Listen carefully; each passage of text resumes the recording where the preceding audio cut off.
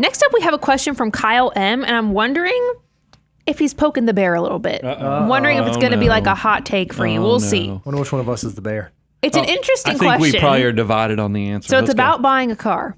It says, does 1 year, same as cash, your rule about luxury vehicles, apply to used luxury vehicles? Yes. Next question. I mean, that's so easy. But why? But let me go and tell you, if you are, this is my opinion, write this in pencil if you're taking notes. If you're buying a luxury vehicle, if you're going to buy a Mercedes or a BMW or a fill in an Audi, fill in the blank, whatever, I would really consider looking used anyways, right? Because we know. No. We're going to disagree. This is a hot take. Yes. The problem with luxury vehicles is how much they depreciate in those first few years. So if you can find a 2-3-year-old luxury vehicle, still has all the safety features, all the upgrades, all the things that you want in the vehicle, but you're not paying that top tier premium price, I would argue that that's the best time or better time to buy a luxury brand. But if you're doing that, you still got to pay cash. You still have to pay for it or pay it off in 1 year. If you cannot afford to do that, I'd argue you cannot afford the luxury brand even though you're buying it used. Fight me. I'm not going to fight you. I'm going to be like the wise old soul that's made mistakes, and now I want to help you not make the same mistake. Okay. I own a luxury car. It's not mine. It's my wife's. And she likes this car. But I got to tell you guys, have anybody ever asked the question, why do luxury cars depreciate so much? Why? Is it because they were just expensive to go with and now they just drop like a rock? No, I'm telling you, there is a why on luxury vehicles. Is because all of you out there driving your Toyotas and your Hondas, and then you decide, I'm going to upgrade to an Acura or a Lexus. I'm not talking to you, by the way. You fine. You keep on living your luxury life, because that's the life I came from. Mm-hmm. And I love, there's a reason a lot of successful people drive the Acuras and the Lexuses, because when you go get an oil change on those, they're going to be more expensive, probably because they gave you a courtesy car or something like that. And so you get a more luxury experience. But when you start buying some of these German vehicles and European vehicles, when you go get an oil change, you're going to think they kicked you in the gut. You're going to be like, what? Oh, yeah. And then let me go ahead and tell you, when you go to buy tires, you go to Costco.com and you go, let me go schedule out when I'm going to get my tires replaced. You're like, oh, wait a minute. When you type in your vehicle, the manufacturer and the model, they don't make tires for your vehicle, because this is such a scam, is that the auto manufacturers, these luxury companies, go to these tire manufacturers like Pirelli, and they will make a tire specifically in some oddball size for that vehicle, and then the only place you can get replacement tires is from the dealership, or you can go to some of these specialty places. But the tires, you're gonna be like, wait a minute, each tire is like what I used to pay for my Honda Accord, all four balance. And you're like, what? And then you wait a minute, it doesn't stop there.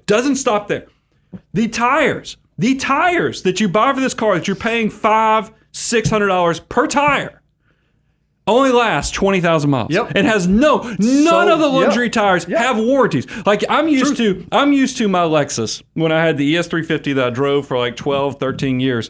When you go and put the Michelins on it from Costco, they have a 45,000 mile warranty. So you're like, man, I'm putting these tires on. There's going to be a lot of life that's going to happen. You put tires on my wife's car, and you might make it through a season or two, and you're like, holy cow, I got to replace tires again? I mean, because and they tell you it's all over the asterisks. Like even if you go to Discount Tire, it'll say there's no tread warranty on any of these tires. And these, I just mentioned oil changes. Now let's talk about my wife's brakes.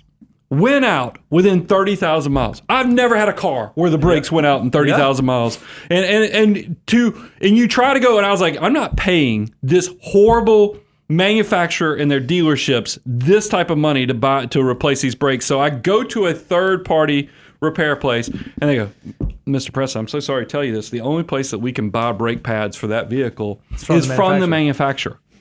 So I buy the freaking brake pads from the manufacturer. And I'm just telling you, these cars are horrendous. You do not want to own a luxury vehicle, because the maintenance alone will eat you alive. And my wife, so here's the thing.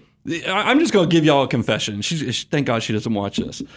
I have tried to convince her because her car's starting to show some age, and the repair costs are just running rampant.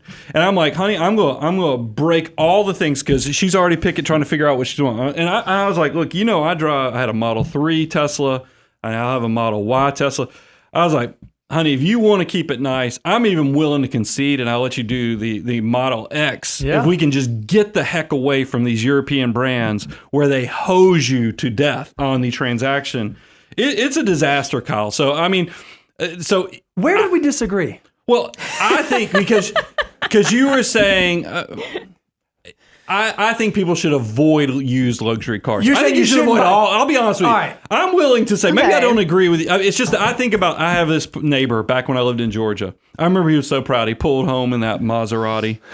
And, there's so many fun things I think of in Maserati, some great songs in the past and so forth. But I know maintenance ate him alive on that thing. Of course. I mean, it just was, so don't fall, because I think a lot of people, you daydream, you listen to this, my Maserati does 185. You're like, I want to own a Maserati. But then you find out, I mean, so you like, I can't afford a real Maserati. So you go buy a Maserati that's 5 years old, and then that thing is a bomb on your finances. Just be prepared. It's going to blow up your finances because even if you can afford the payment, even if you can afford it, because I hadn't even gotten into the insurance on these cars either, because I'm sure the insurance cost is outrageous.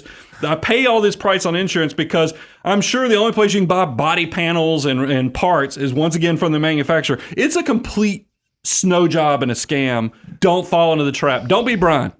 Okay, let me bring all this back in just a little. I'm sorry, because look, I ranted for 7 minutes. This is how much this ticks me off. We agree. Luxury cars maybe are not Disaster. the most valuable thing that you can buy.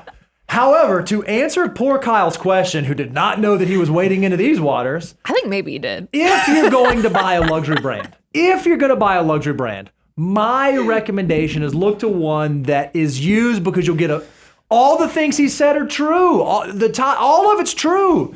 So if you're going to get hosed in all those areas, maybe on your purchase price, you get a little reprieve. So look for a model that's a few years old. If you must buy luxury, and you have to pay it off inside of the first year, if that's what you want to do with your dollars. Go buy you a Lexus or an Acura. You'll be happier. Don't buy a European vehicle. We can't give specific advice. Well, I'm just telling you. My experience, those European models, you might look cool in it, but Lord help you on how much those things cost. And I have a buddy. He only buys like those Audi S models of stuff, and I'm like, I guess he just likes setting money. I got clients like that too. Some and people I'm like, are car people though. There's some people who are car people. Some people like, some people like rock I get hurt every time I go to the dealership. I just think they probably think I'm the kookiest person in the world, because I'm always like, are you really charging? Y'all don't feel guilty for charging people this? You ask them that? No, Yes, I do. Because I get mad. I'm literally mad that and they all are scam jobs. The one time I paid $270 for a cabin air filter, I Googled how much it actually costed. That was when I got there. Yeah, but that's just an oil change scam. Because I just replaced my daughter's air filter for $12. Got this Bosch, HEPA style thing for like $13. So anyways, I asked the point being, I asked the guy if he felt guilty about it. I don't know. I'm just doing my job. Mm-hmm.